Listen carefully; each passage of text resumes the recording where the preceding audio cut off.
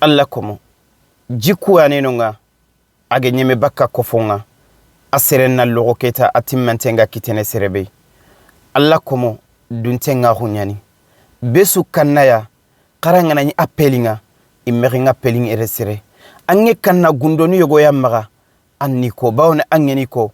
komena ne mukusoro tanani ya nogonga sere sulantaka sere su gundo gardene sere sulantaka sere su khalifa fo gardene ana lebu ana haiba angana kongadanga agana wiyanogo ade mugu fejirinya wa illa anuga suwagede mugu domei alla komo duntenga hu alla ne komella gana gan korosina kamma yawmal qiyamah hadith li sahih al muslimun nanti sere su gollenge nanga soronya jambana ige seranga yawmal qiyamah ngana ni gilli asafante nyane dambate jambante nya fayke ayantorenga asuya renge kande kati jamba ada ojogo transféré mada video yogo nyakundu maboguta gundo yogo mabogutu avis privé yogo umaruti sere sulanti nene ti sallengo boy mallantan nene tansume ati duntenga hugantamara umaruti dinan tamara abu hurairah tade kenyako ati fini bega sankunu yimotoni maga gatelle ayogo yani yagu ado duntenga hone muruna onte kita alla komo lenko fay sefene gada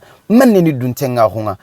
alla komo suru samanto bege dangi duntenga hunyi maga kammo inyi kanne kammo lenko fay sefene gada kiya kamma alla komo alhamdulillah rabbil alamin wassalatu wassalamu ala rasulillahi wa alihi wa sahbihi ajma'in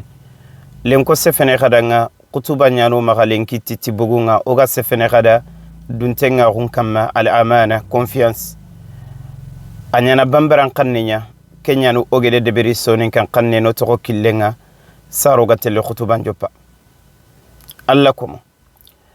nasrona wari sorobe ni gelli daru telfoke appeli mesigi ogeti ono mare nyagare ke ona dema ona yonkin kisi adagati ala timeni lumun soronde nyay ide opere daru gelli 18h egede ronde bloku no makati minuit nyay asirege boga alhamdulillah sugubake odide mekita qarsa sa appeli nyallini qadin kefey ma fati ana duwada mpaba fati alla ganne besu tuganati gollunga ya rabbal alamin alla komo duntenga hu allah ta'ala ndo nya merite annabi khado nya merite sallallahu alayhi wa sallam nanti ona duntemponi laga irege mogo ona wandi haqqu oni sagandi mogobe idagan qawa annabi qade kenya ko sallallahu alayhi wa sallam agollen qade kenya koy annabi alayhi salatu wa salam sara ganya na khayfare inya khilli nanti al amin duntenge nyani soron segironta hunga kamma amesere leba bada amesere khayba amesere jamba annabi sallallahu alayhi wa sallam agani hijran de berini ade ali toridu falle wurusikki kudo duntemponi begi maga ini kine ali ani sagandi katti kamani nani kun kamani nyogoni yekefini soroi sorobe ni gan nebi gajanga iga mulina keri mati ali nan daga ikamani duntemponi ali nan dagiraga ani sagandi kattiya silama hungeni ibamba do ngadimma be dimashqa sahanga yogoni wayasini kange nyanyamaga kangu ku gobonyani iga iran qasi dumbe ngadi khalfa butiki gume yogoyay atingetelle hejunga na nyeme narin kangu ku tamaga wujine men qalle ade kangu ku toga maga adaga hiju nyeme falle asanku de butiki kay adaga bitiki tanayay nantingede kangu be toga maga lidi batenga ken kamande tunanti sikka sunte ke maga dankana hunten nyani nantadi kiniyay na nyami kini kenga afalla tan kangu ku ini kanyira menogo atiran qasa dumbe kembire komo keregi men qalle kitene ke butiki gume maga adaga komo keregi sumundi yogona kefei atangujine men qalle pay adwa danga afalla daga falle ke butiki gumebe agede wujine men qalle khalife age sanku ken kay kamma ay murunu katigen tele hijallo monsuri mawri a khalifa fongi maga adun tempo agede khalifinga ay maga made yigonga me walla igonti nke trompe a janka ndega wandi khalle nyaraga manni ke bitiki gumege ma konanti kempeti awrun tensage katte ati yampim maga nke trompe a nde khalifa ke butiki gumeya ndi wori manni angemeti ampe atin kanna annam maga jikiran qose silamininga annam maga tiduntenga gumbono silaminin de menaga ndaga tambo nyautu na ke kange timmandi na kinanga kudanna maga kuti silamininga min kem maganya sababwa angatini duntenga khunga abono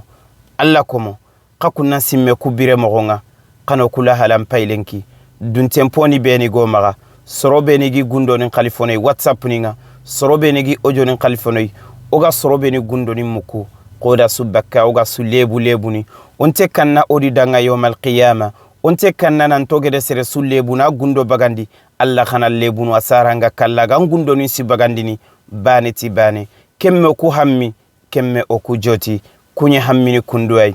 afillandi fo ganyi gunnenga agi sinkamma yogo andi dunya wotuntenga nantani wutu yugo ngesigita ade yonto baka singa aken sota sike ada wuru ade sike fe ada gatelle atadanga ande serebe gana gomu magati andi neneya angede sike kita ande jambe nya de beringa maga kenko sino itini duntenga hunsanku baka kofonga itini duntenga hunsanku baka silamini ndo menaga serentaga sere wutu kille iketa annatinde kinanga andanandaga aga wuno aga kesefe kongo alla komo innaha amana kiani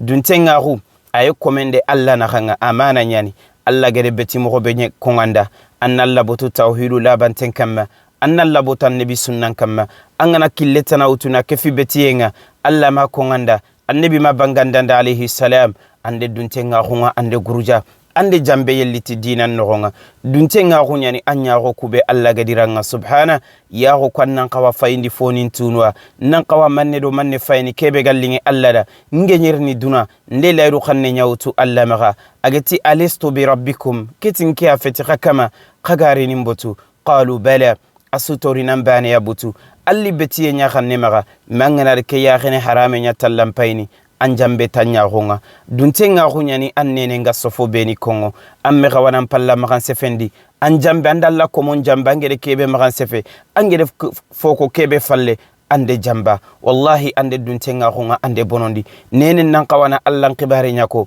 ame gawana gare ko ame gawana fillanka pegolle ko ame gawana palla magan sefendi ame gawana sefeti soro gundo telefon ka ame gawana sere lebu wori ame gawana sere lebu terinka saketi ke kite duntenga hunyani sere seranga adi mogoko adi gundon ko nganda ande koppi kolande warakati sere tenai innaha amana wa takunu nadama yawmal qiyamah angen nimisini angeme amana angeme gollitei angama warakille kille be Allah tabaraka wa taala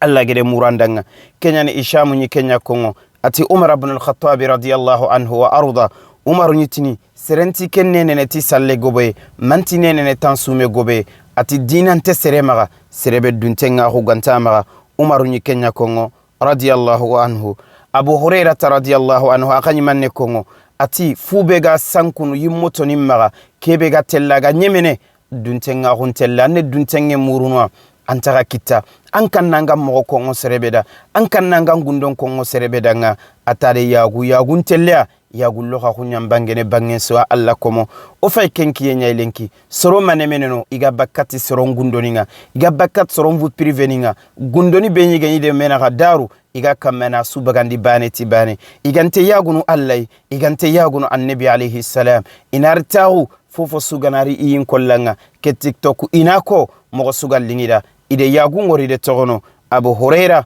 ati yagun qawasankunu duna legeren nogonga alla komo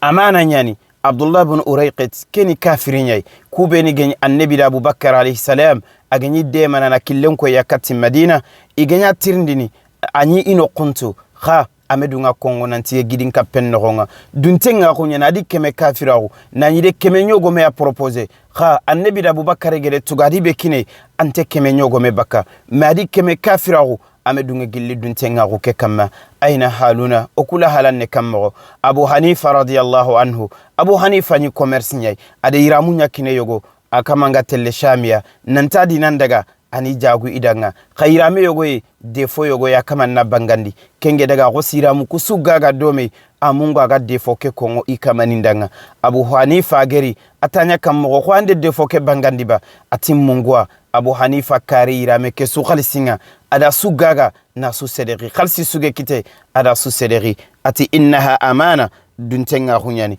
Allah komo duntenga hu yogo yani corona me gundo ni laga oni tanga Allah ko mo ngani gundo be khalifanga anna korosi naam taga taagunu taagura magaga masalalla magaga groupe bane ma privé ngande serebe naga amana nyane khado mena ganga asiranga adi gundon ko nganda asiranga adi hammin ko nganda ka anya faya lebunu anya farini anga haibana annabi sallallahu alayhi wa sallam atiraga taga lemma rubeni deberni kaga masala lemma rubeni gemma lemma gundo nyane khado mena ganga maga banganda gante mulla ikhibare benan bange Allah komo manari yogo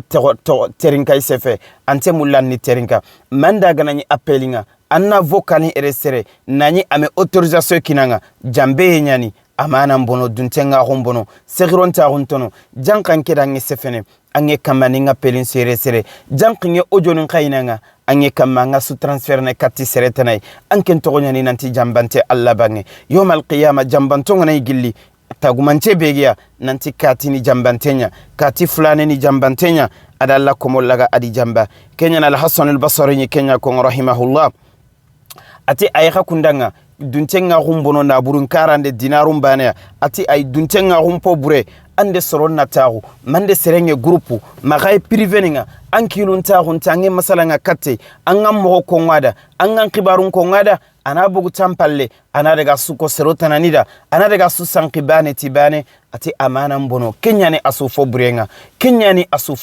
kenni criminel la hunya ande jikiran koso ande lebu anda duntenga hullaga ande bonondi Allah komo ke anyo magalenki kutuba nyana ke ay bambaran kannenga otona nya sonin kan kanni saro gari na joppa Allah ganno gollu ko suragana Allah ganne sahakinne wotuntonga Allah ganne jarabi untongono no gollu nya li wajhi Allah ta'ala khalisa Allahumma taqabbal minna innaka antas samiul alim wa tub alaina innaka antat tawwabur rahim ibe gana roti kebe ambakati kenyai ke an islama hun kofonga li riye gana islami be kamma osuno kitu kofme ona bogano khota gana islami be kamma osuna roda batenga wiya nyakhonga Allah komo khairinge komeda komebe geni na burella Allah kibare yillan karasugay malaika nu fille nyankana bani ngadduwa nga sereda serebe gina buren nafakana Allah kille bani nallanga serebe ga khutungena hunga aganterono Allah kille bone khani serei anna burente to lallan kibare anna illa Allah komon kabana nanti magare